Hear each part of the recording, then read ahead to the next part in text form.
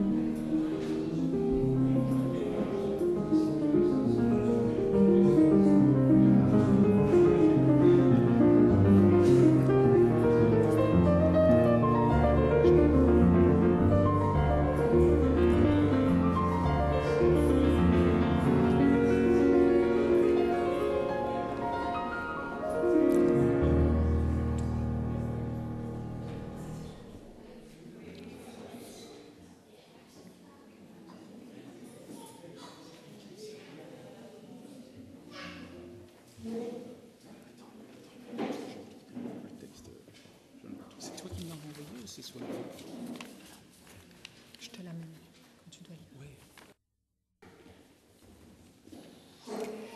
Voilà, soyez chacun et chacune les bienvenus de la part du Seigneur pour notre temps de culte en pleine période estivale.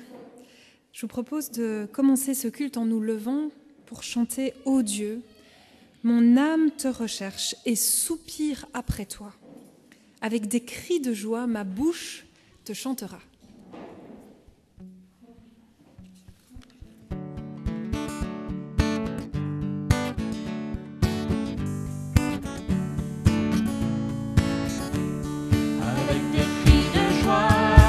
Je chantera, j'élèverai mes mains et te célébrerai. Avec des cris de joie, ma bouche te chantera, j'élèverai mes mains et te célébrerai.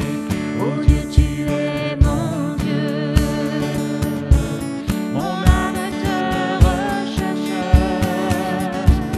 et soupire après toi sur la terre.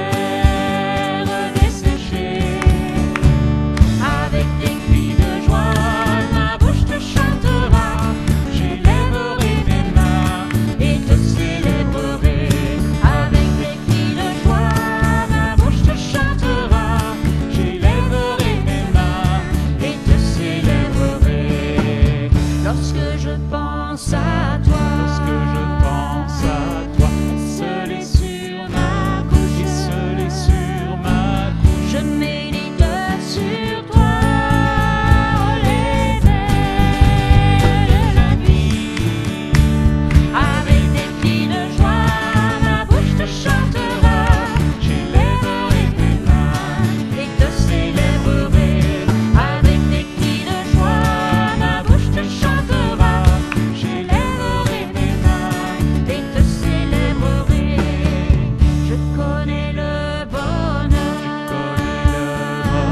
à l'ombre de tes ailes, car tu es mon secours, ta droite me soutient.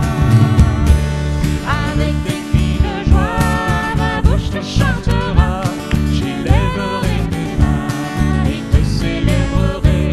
Avec des cris de joie, ma bouche te chantera, j'élèverai mes mains et te célébrerai.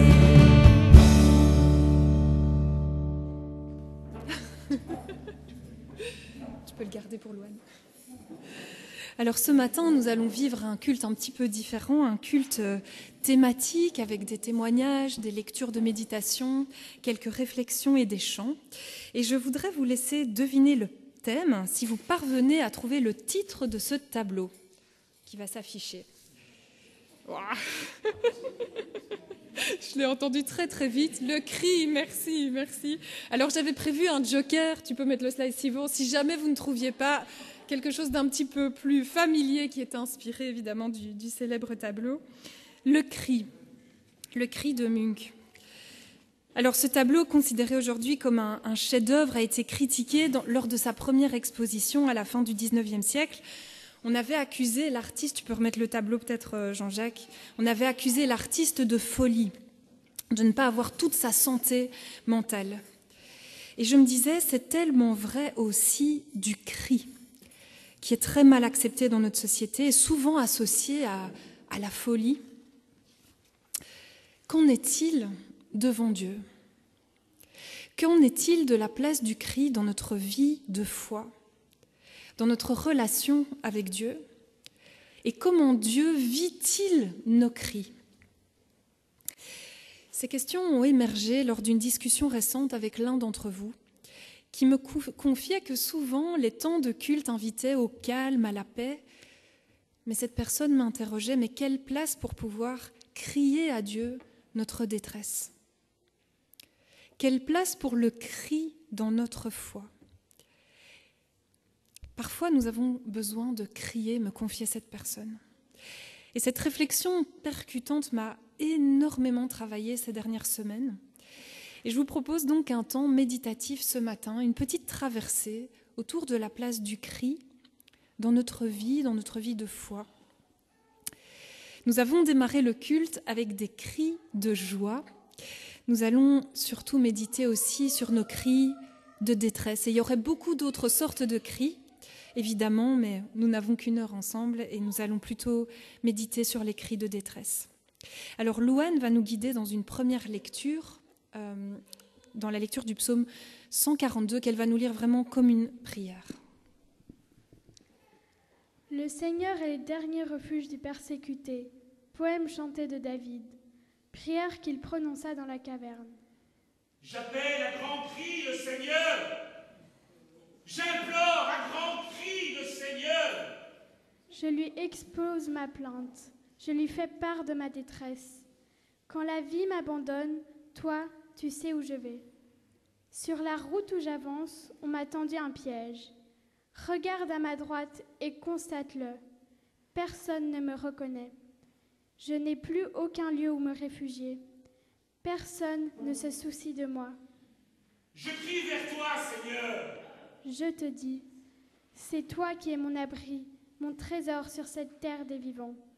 Sois attentif à ma plainte, car me voilà à bout de force.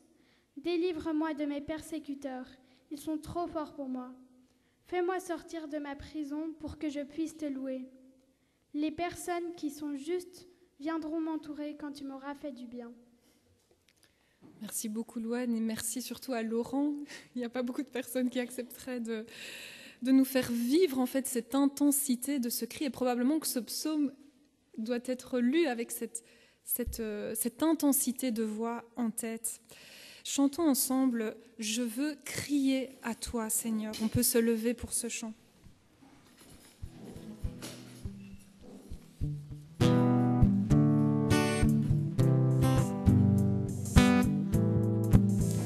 Et les enfants, vous pouvez rejoindre les moniteurs pendant ce chant.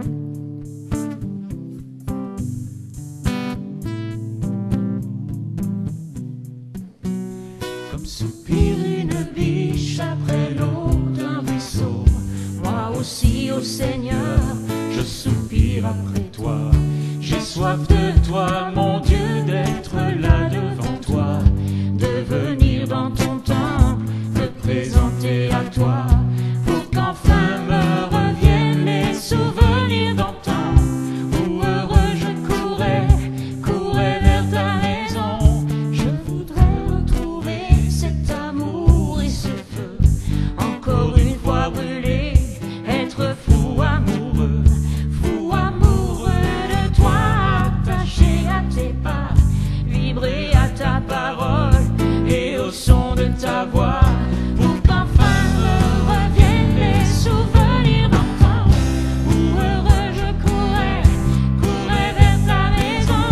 Je veux crier à toi, plutôt que de me plaindre, je veux compter sur toi, te louer à nouveau. L'espérance et la joie seront dans ta présence. Je veux crier à toi, mon sauveur et mon Dieu.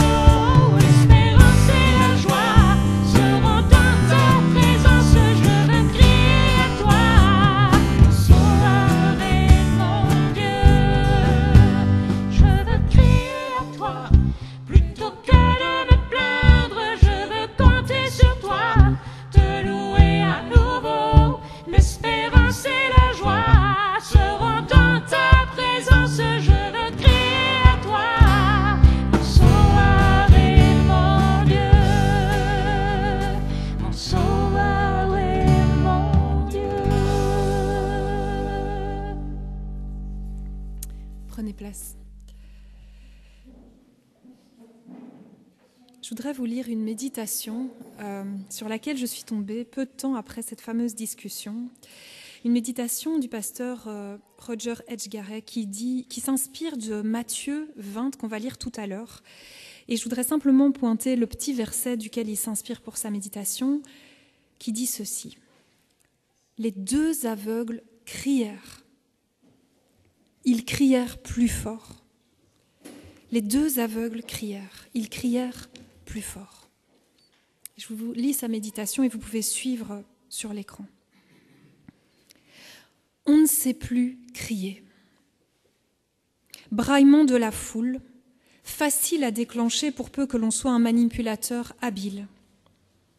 Mais isoler quelqu'un de cette foule, demandez-lui d'exprimer son émotion, la sienne, dépouiller des idées venues d'ailleurs. Bref, demandez-lui un cri qui soit un cri, il n'a plus rien à dire.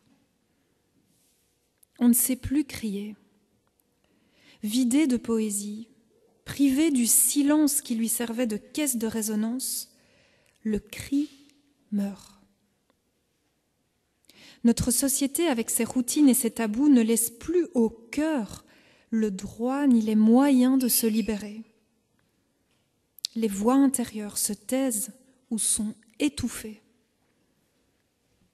On ne sait plus où trouver la fraîcheur, la saveur, le don sans calcul, l'élan sans recul, l'instinct, l'homme primitif qui dort au fond de chacun de nous et que personne ne cherche à réveiller, même chez l'enfant. L'homme des cavernes savait crier parce qu'il savait créer. Lascaux est une immense clameur de l'esprit. L'homme d'aujourd'hui ne crée pas, il copie. Et son cri, s'il existe, n'est que la fade imitation d'un autre cri. Simple écho, sans cesse reproduit, monotone et assourdi. Et parce que l'on ne sait plus crier, on ne supporte plus le cri des autres. Le cri, c'est le don total d'un instant de soi-même, l'alliance intense autant que périssable de l'homme avec l'esprit. Que de cris dans le désert, d'Ésaïe à Jean-Baptiste. Que de cris autour du fils de David, de la Cananéenne aux aveugles. Que de cris du Christ lui-même pour appeler ceux qui ont soif, pour annoncer l'époux, pour ressusciter Lazare, pour offrir ses prières et supplications. Et ce double cri sur la croix, ces deux notes d'arpège inséparables, le cri de détresse de celui qui se croit abandonné et le cri de confiance de celui qui s'abandonne à son Père. Et si nous laissions nous-mêmes monter au fond de notre cœur le cri de l'esprit, Abba, Père, on ne sait plus crier, on ne sait plus prier.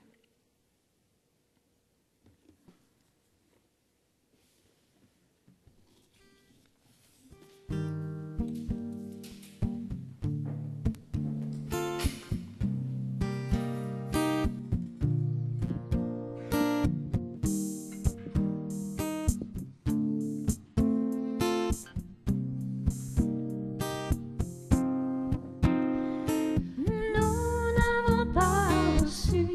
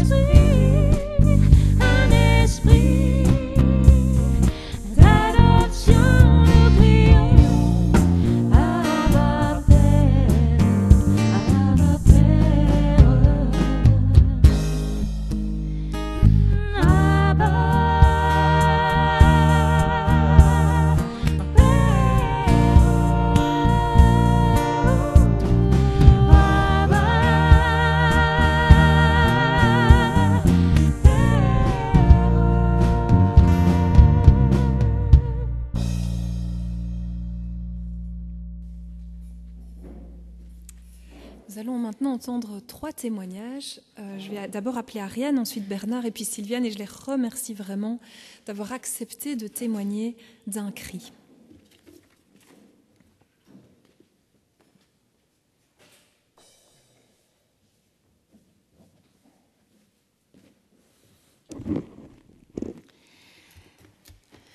Il y a quelques années, j'ai perdu mon emploi parce que je devenais trop âgée et que donc je coûtais trop cher. C'était un emploi de secrétaire et je sentais bien que j'arrivais de toute façon au bout du rouleau, parce qu'être secrétaire, c'est pouvoir gérer beaucoup de choses en même temps. Et j'avais de plus en plus de mal à le faire. Donc je me suis réorientée. J'en ai profité donc finalement. Et j'ai pu obtenir une inscription à l'UCL, à Louvain-la-Neuve, pour faire une année de professeur, donc pour apprendre à être professeur en didactique du français langue étrangère, donc pour devenir prof de français, mais pour les étrangers. Cette année a été extrêmement intéressante pour moi, mais elle a été surtout extrêmement difficile. J'avais déjà un certain âge, évidemment, quand je l'ai fait, donc on n'a plus le cerveau qu'on a quand on a 20 ans pour étudier. Et je dois dire que j'ai expérimenté des obstacles dans bien des domaines pendant ces études. Au niveau technique aussi, plein de problèmes qui ont fait que jusqu'au dernier moment, je n'étais même pas sûre de pouvoir remettre mon travail de fin d'études à temps. Et pendant toutes ces périodes où j'ai vraiment donné le maximum que je pouvais, je travaillais tous les jours, parfois jusqu'à 2-3 heures du matin, je me disais, mais Seigneur, pourquoi ? Pourquoi est-ce que tu me fais passer par là ? C'est tellement difficile, quoi. J'avais à peine tout terminé que, paf, il y avait un problème technique, je pouvais tout recommencer depuis le début. Pour les photos, je me souviens, ça a été terrible. Rechercher d'autres photos, etc. Bon, bref. Ça a été vraiment difficile et je criais pendant tout ce temps, Seigneur, pourquoi ? J'essaye de m'en sortir, pourquoi tu me fais passer par là ? Jusqu'au dernier moment où enfin j'ai pu rendre mon travail de fin d'études juste à temps. Et comme c'était à Louvain-la-Neuve, je prenais le bus de Bruxelles jusqu'à Louvain-la-Neuve. Donc j'ai remis mon TFE et me voilà dans le bus pour rentrer à la maison. Toute l'adrénaline qui retombe. Et encore toujours ce cri. Pourquoi ? Pourquoi tu m'as fait passer par tant de difficultés ? Et à un moment donné, je ne vais pas dire que c'est une voix, ce n'était pas une voix, mais c'est comme une idée qui m'a traversée. Et j'ai senti quelque chose dans ma tête qui me disait quelque part, mais Ariane, pourquoi est-ce que tu as voulu tout porter toi-même ? En fait, je criais à Dieu pour lui demander pourquoi il me donnait tant d'obstacles, mais je lui laissais pas, je ne lui donnais pas ma confiance pour faire ce travail. Je gardais tout pour moi, je trimais comme une malade. Et il m'a dit, mais j'étais avec toi. J'étais avec toi. Mais tu voulais tellement porter sur toi que tu criais pour l'obstacle, mais que tu ne me faisais pas confiance. Et pour moi, ça a été vraiment une leçon de vie. De dire, ben voilà, oui, il y a des obstacles dans la vie, mais aussi, il faut pouvoir les remettre à Dieu. Et voilà, ça m'a vraiment aidée. Et je dois dire que c'est une leçon que, parfois, je dois encore réapprendre. Moi, je suis quelqu'un qui crie facilement, moi, quand je suis seule, évidemment. Je crie facilement. Et donc, apprendre à crier, oui, et apprendre en même temps, à un moment donné, à lâcher et à dire, je crie, mais en même temps, je te fais confiance pour le reste. Voilà, c'est une petite expérience de vie.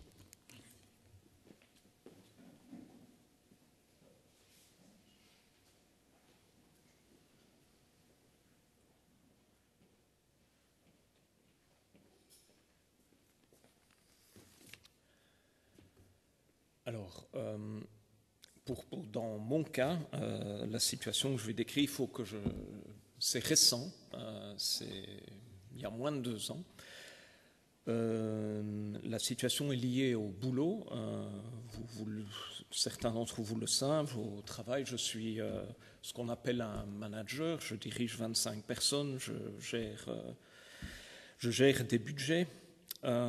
Et au boulot, depuis des années, c'est chaotique, c'est instable, mais ça s'est aggravé petit à petit par petites touches, où dans ce chaos général où nous sommes soumis à une grosse pression extérieure, il y a du désordre, mais il y a aussi des manœuvres, des positionnements, il y a de la médisance, de la toxicité. Et petit à petit, en 1 an et demi, je vais dire, ça a fini par m'affecter.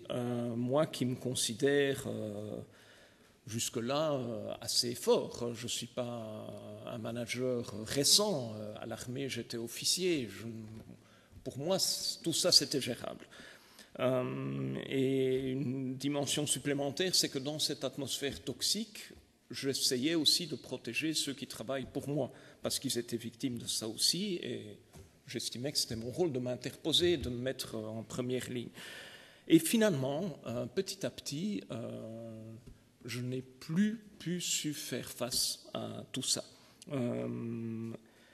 Tout ça devenait trop, et par étapes, ça devenait étouffant, ça devenait impossible avec mes ressources.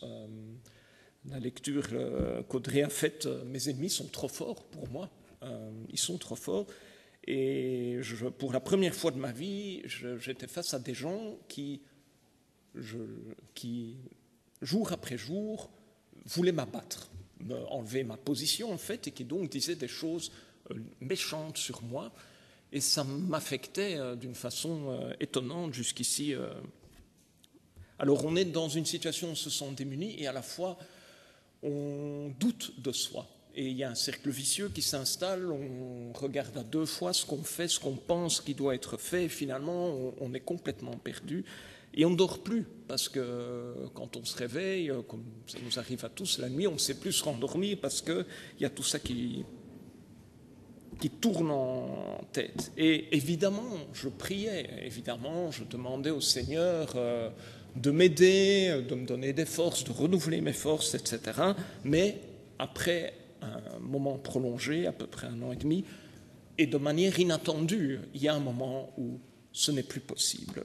Et vient le cri. Et c'est un cri de... Oui, je n'ai pas hurlé, hein, c'est un moment de prière où on est face à Dieu, on est seul, et on abandonne. L'image qui me vient à l'esprit en tant qu'ex-militaire, c'est la capitulation. Après s'être battu, à un moment donné, on rend les armes et on dit à l'ennemi fais ce que tu veux, j'arrête de me battre. C'est la capitulation sans condition. Et c'est un peu ça. Mais face à Dieu, je n'en peux plus. Je ne lui demandais rien de précis, mais j'en peux plus. Là, j'arrête, j'abandonne. Il ne me reste plus que toi. C'est tout. Je ne te demande même rien, mais il ne me reste plus que toi.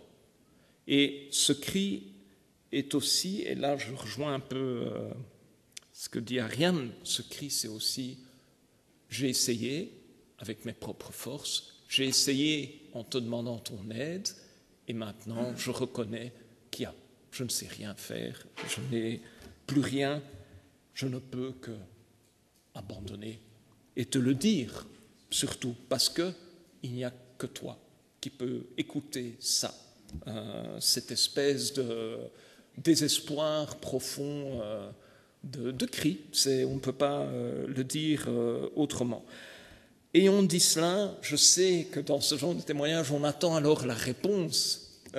Qu'est-ce qui s'est passé après?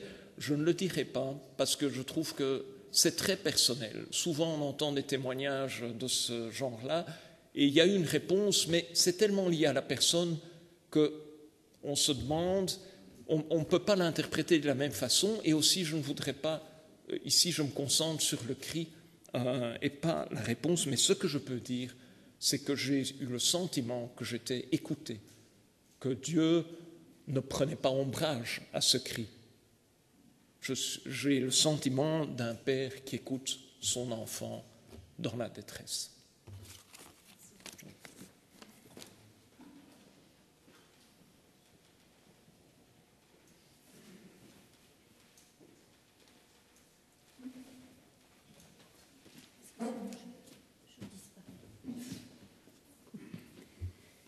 Voilà.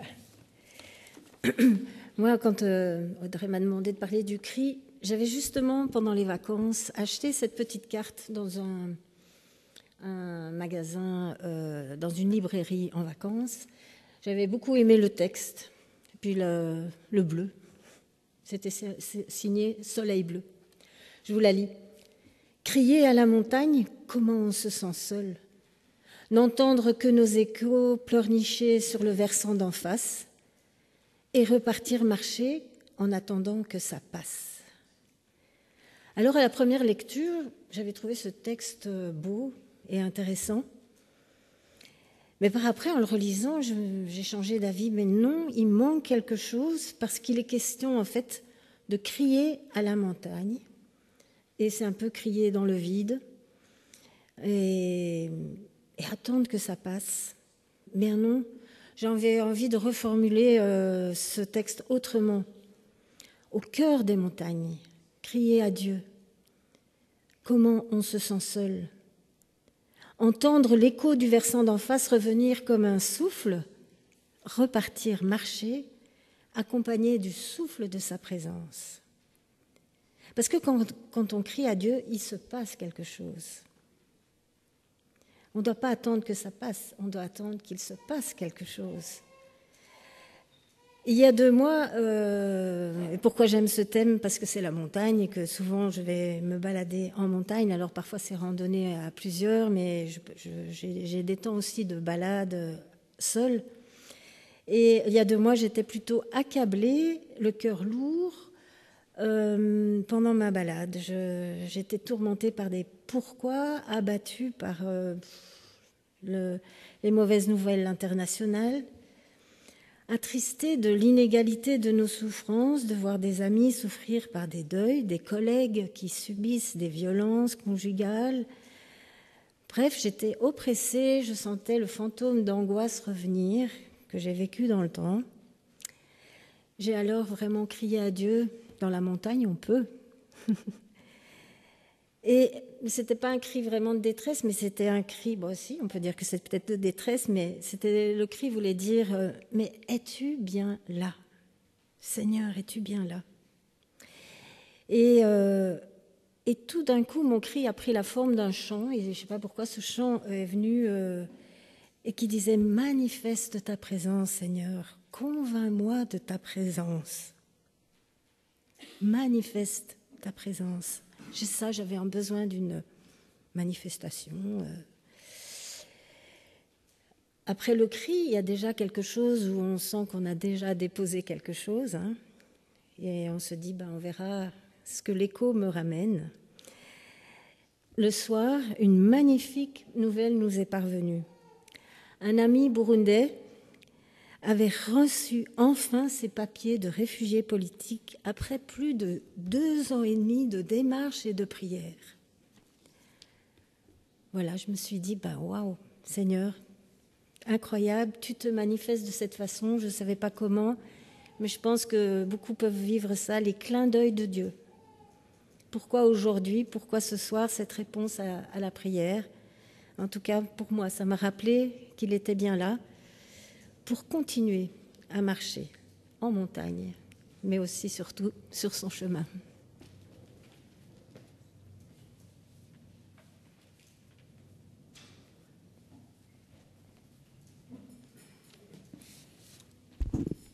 Merci vraiment pour vos témoignages tellement authentiques et profonds, et je pense qu'on a été touchés.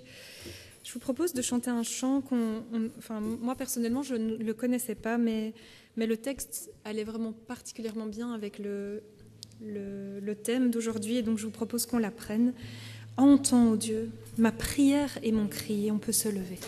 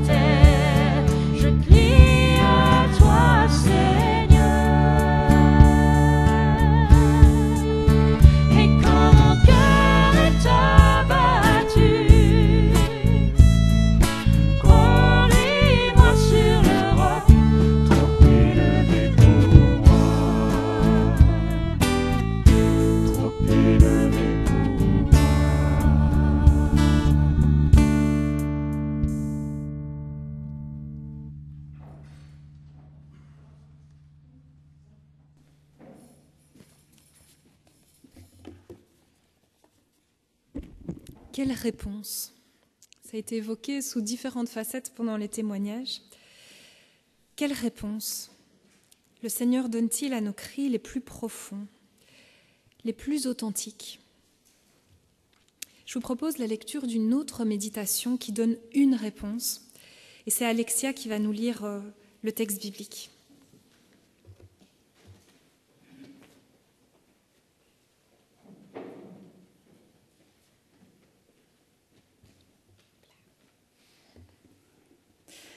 Lorsqu'ils sortirent de Jéricho, une foule de gens suivit Jésus. 2 aveugles qui étaient assis au bord du chemin entendirent que Jésus passait. Ils se mirent à crier « Seigneur, fils de David, prends pitié de nous !» La foule leur faisait des reproches pour les faire taire, mais ils criaient de plus belle « Seigneur, fils de David, prends pitié de nous !» Jésus s'arrêta, les appela et leur demanda « Que voulez-vous que je fasse pour vous ?» Ils lui répondirent « Seigneur, fais que nos yeux s'ouvrent. » Jésus fut bouleversé et toucha leurs yeux. Aussitôt, ils retrouvèrent la vue et ils le suivirent. Merci beaucoup. Et c'est une méditation extraite du livre que Daniel Bourguet a publié sur les manuscrits de Philémon de Gaza. Dans ce beau texte, ce qui retient mon attention pour nourrir ma méditation, c'est la compassion de Jésus. Elle est en fait rarement mentionnée dans les évangiles. Le plus souvent, il est question de sa compassion pour les foules. Mais elle est plus rarement mentionnée pour une personne. Chez Matthieu, elle n'est mentionnée qu'ici. Chez Marc, seulement pour le lépreux. Et chez Luc, seulement pour la veuve de Naïm. Chez Jean, il n'en est jamais question. Que nous est-il révélé ici de la compassion de Jésus pour qu'elle puisse être méditée, mais aussi contemplée? Jésus a guéri 2 autres aveugles en Matthieu 9, sans que soit mentionnée sa compassion pour eux. Pourquoi donc en est-il ici question pour ces 2 nouveaux aveugles? Parce que, me semble-t-il, en plus d'être aveugles, ils sont aussi mendiants. Leur mendicité n'est pas dite, certes, mais elle est discrètement évoquée par le fait qu'ils sont assis au bord du chemin. En effet, c'est le propre des mendiants d'être ainsi assis. Matthieu ne fait donc qu'évoquer leur mendicité, par délicatesse, et aussi pour faire apparaître combien Jésus y est attentif. Les 2 premiers aveugles ne sont pas réduits à un tel degré de pauvreté. Ils vont et viennent et ne sont pas assis. Tous les aveugles ne sont pas mendiants. Or ici, ils le sont, et ils connaissent la douleur de la mendicité en plus de la douleur d'être aveugles. Cécité et mendicité, voilà ce qui éveille ici la compassion de Jésus. Ces 2 aveugles se mettent à crier, et à la différence des 2 autres, la foule les fait taire. C'est humiliant d'être réduit au silence. Mais pour la foule, les mendiants n'ont pas droit à la parole. Ils doivent mendier en silence. Jésus est ému par cette humiliation et appelle ces aveugles afin de les faire se lever pour venir jusqu'à lui. Puis Jésus leur pose une question pour les faire parler, pour leur donner la parole et les restaurer ainsi dans leur humanité. Là apparaît la compassion active de Jésus. Il est sensible à la souffrance de ces hommes qui ont été humiliés et il les guérit en leur redonnant leur dignité d'homme. La réponse des aveugles le touche aussi profondément, car ce qu'ils demandent ne se demande qu'à Dieu. Et leur demande nous apparaît comme l'accomplissement d'une prophétie qui dit que Dieu sauvera les aveugles en ouvrant leurs yeux. Quand ils étaient assis, ces aveugles s'adressaient au fils de David, le Messie. Mais maintenant qu'ils sont debout devant Dieu, ils prient Jésus dans sa divinité, lui le Seigneur. La foi de ces hommes émeut Jésus jusque dans ses entrailles. Alors il touche leurs yeux. Sa compassion pour une personne s'exprime toujours par un geste de la main. C'est ainsi qu'il a touché le lépreux et le cercueil de l'enfant de la veuve. Ce geste est à chaque fois rempli de la douceur et de la compassion. Jésus touche leurs yeux avec une telle émotion qu'ils n'arrivent pas à parler. Quand il a guéri les 2 autres aveugles, il a accompagné son geste d'une parole. Mais ici, il n'y arrive pas. D'ailleurs, il ne dit plus rien tant l'émotion de sa compassion est profonde. Ce beau silence paraît avoir une autre profondeur. La foule a imposé le silence à ces 2 mendiants. Et Jésus prend maintenant leur place. Il se tait, prenant sur lui la souffrance de ceux qu'on réduit au silence. C'est aussi de cette manière qu'il compatit. Comme cela a été dit par le prophète Ésaïe, c'est lui qui a pris nos infirmités et s'est chargé de nos maladies. Dans son immense compassion, Jésus a pris sur lui la souffrance et la honte de ces mendiants. Dans son immense compassion, Jésus a pris sur lui la souffrance.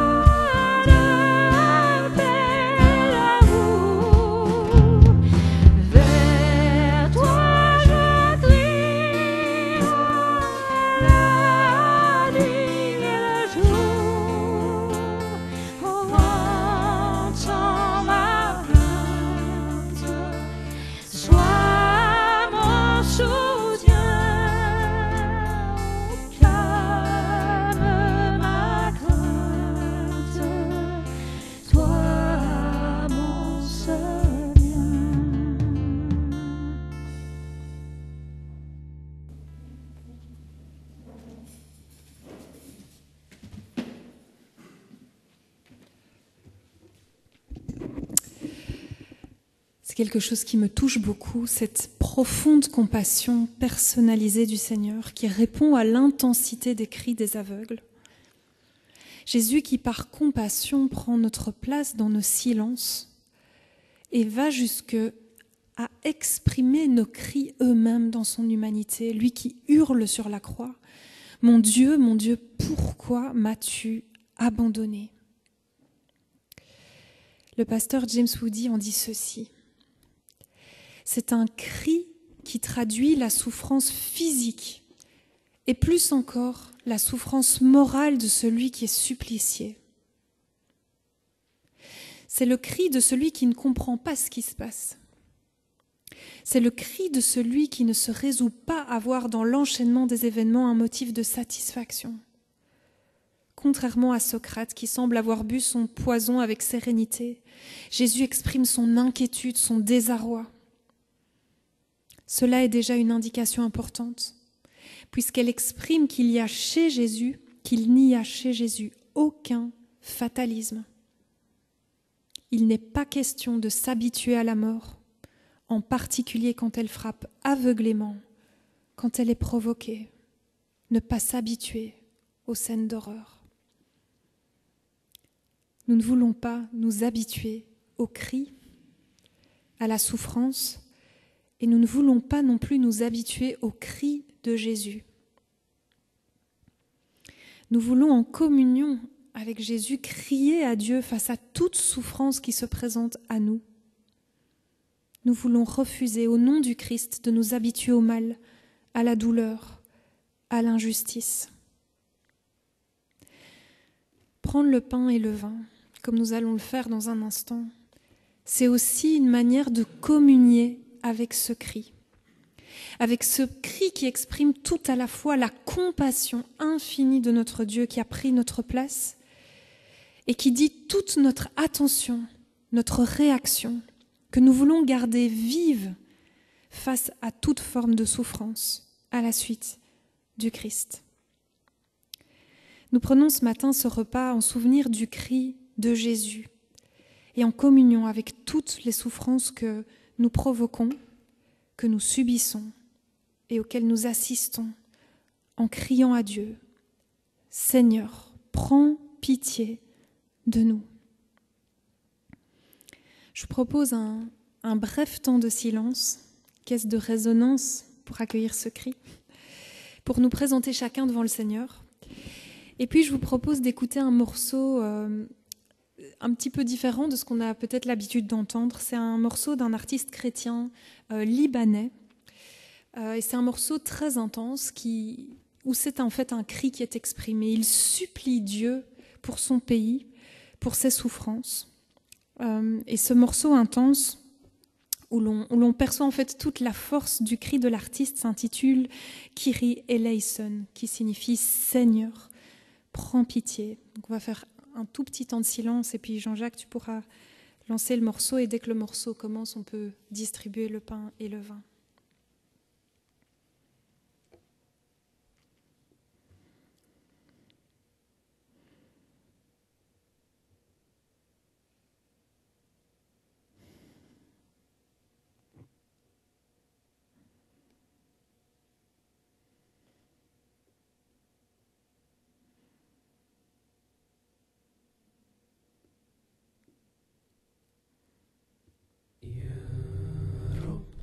صرلي 100 سنين بصوم وبصلي ارحمني غنائي لأجلك لأجلك يا رب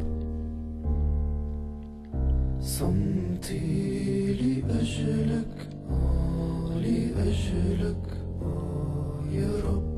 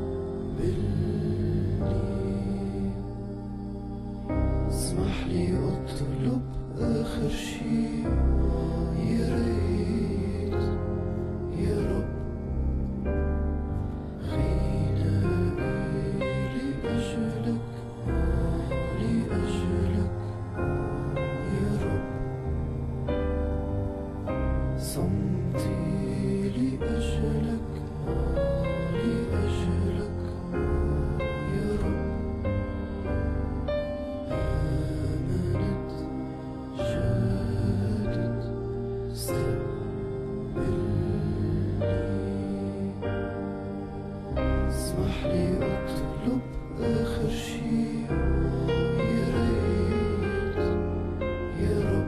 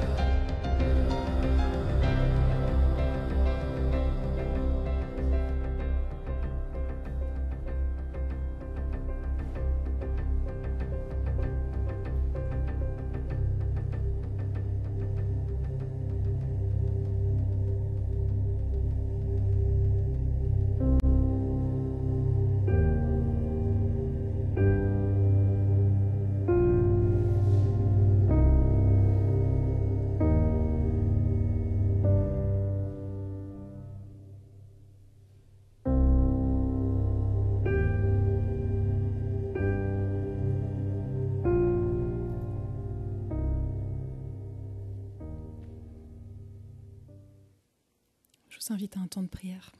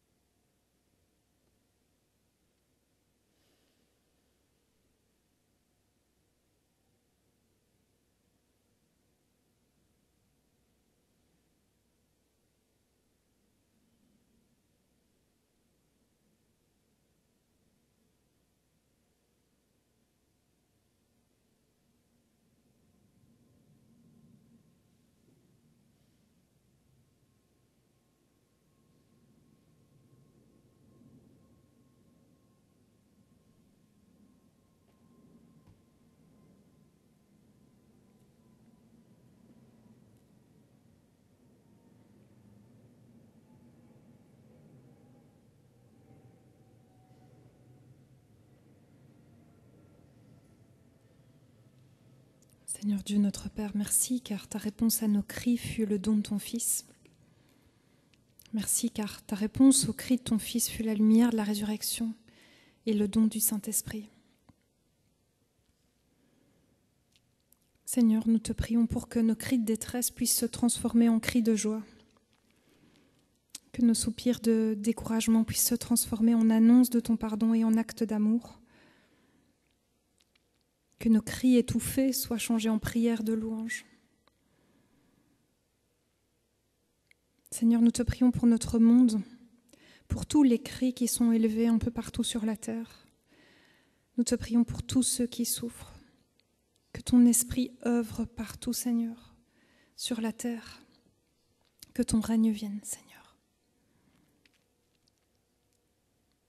Amen. Je voudrais encore lire un verset pour clôturer ce moment de repas du Seigneur. Un verset que Joël m'a envoyé cette semaine. Le Christ, pendant sa vie sur terre, a adressé à Dieu des prières et des supplications avec de grands cris et des larmes. Avec de grands cris et des larmes. Il a prié Dieu qui pouvait le sauver de la mort. Et Dieu l'a écouté parce qu'il est resté fidèle. Hébreux 5, verset 7. On va passer maintenant à notre moment d'annonce qui sera très bref. Donc les permanences de cette semaine, c'est moi début de semaine et puis c'est Lydia qui rentre mercredi. N'hésitez pas à nous contacter. Et puis cet après-midi, le camp JV démarre. Nora et Louane participeront. Je pense qu'il y a d'autres jeunes, en tout cas plein d'autres jeunes qui fréquentent les clubs JV qui feront le camp. Donc priez s'il vous plaît pour le camp, que les enfants puissent vraiment passer un bon temps, se rapprocher du Seigneur, découvrir des nouveaux amis. Et puis on continue notre programme d'été. Donc il y a culte tous les dimanches à 10h30. Soyez les bienvenus. On va chanter un dernier chant. Jésus, j'élève ma voix vers toi. Et on peut se lever pour ce chant. Et pendant le chant, si je peux demander aux 3 personnes qui ont distribué la scène de distribuer les paniers offrandes, que je rappelle, c'est tout à fait libre de déposer ce que le Seigneur vous aura mis sur le cœur.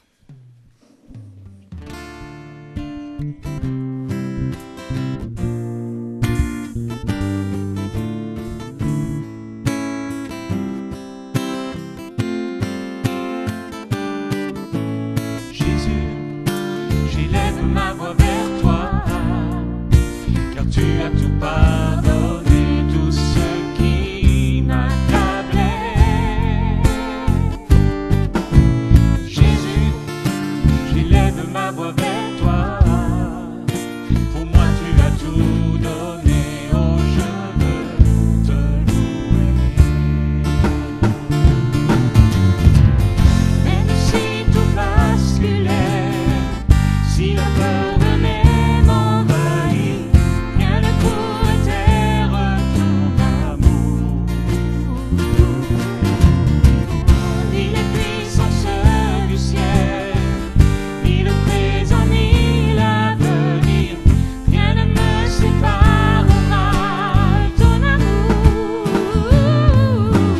Jésus, je lève ma voix vers toi, car tu as tout pardonné, tout ce qui m'accablait.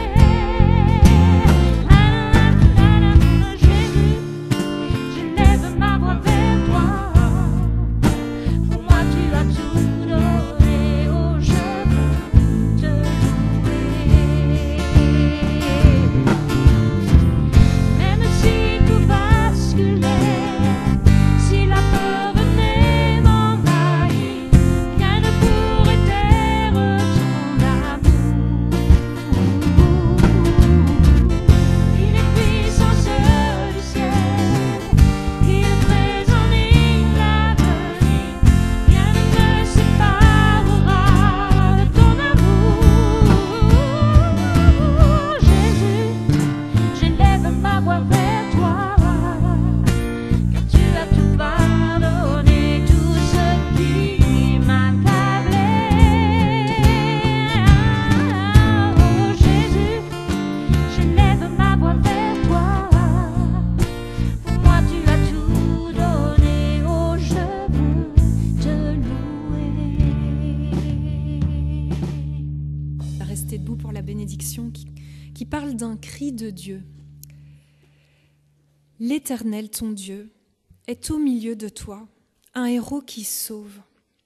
Il fera de toi sa plus grande joie. Il gardera le silence dans son amour, puis il se réjouira à grands cris à ton sujet. Il gardera le silence dans son amour, puis il se réjouira à grands cris à ton sujet. Que le Seigneur vous garde et vous bénisse, et bon temps de café après culte. Merci encore à ceux qui l'ont préparé ce matin.